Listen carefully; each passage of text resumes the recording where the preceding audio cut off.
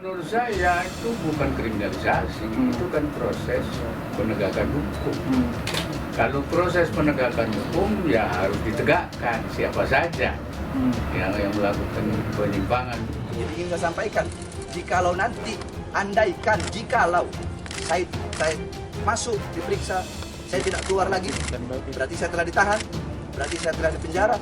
Maka wahai rakyat, wahai bangsa, wahai Indonesiaku, wahai rakyatku, wahai bangsaku, khususnya umat Islam, para ulama, para habaib, para kiai, bukalah mata kalian.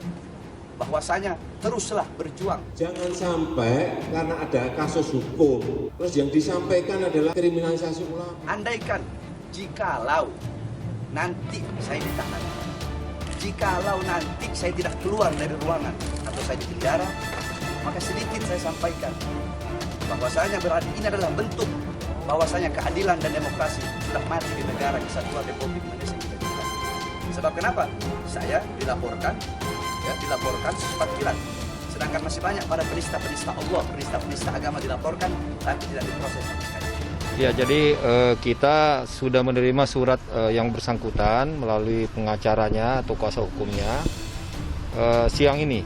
Jadi surat tersebut terdiri dari 2 rangkap.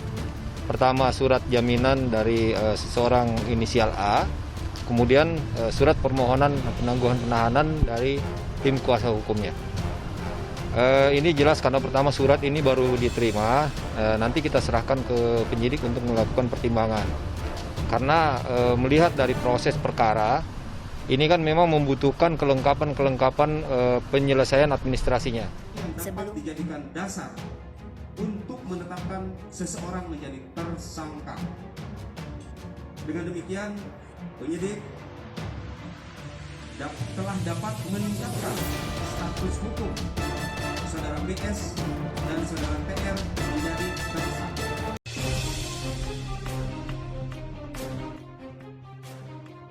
Aziz Yanuar tak menyangka Habib Bahar jadi tersangka soal KM50.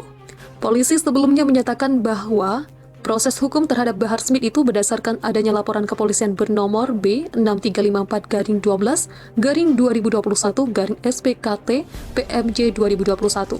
Bahar Smith dilaporkan seseorang berinisial TNA akibat adanya dugaan penyebaran informasi bohong alias hoax saat mengisi ceramah di Kecamatan Marga Asih, Kabupaten Bandung, Jawa Barat pada 11 Desember 2021.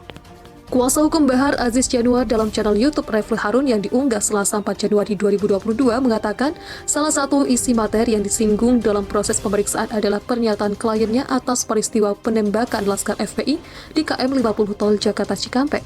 Pihak kuasa hukum Habib Bahar langsung tak menyangka akan hal itu. Sebelumnya, kabar yang beredar Habib Bahar bin Smith itu terkait pernyataan Jenderal Dudung bahwa Tuhan kita bukan orang Arab dan OPM Papua sebagai saudara.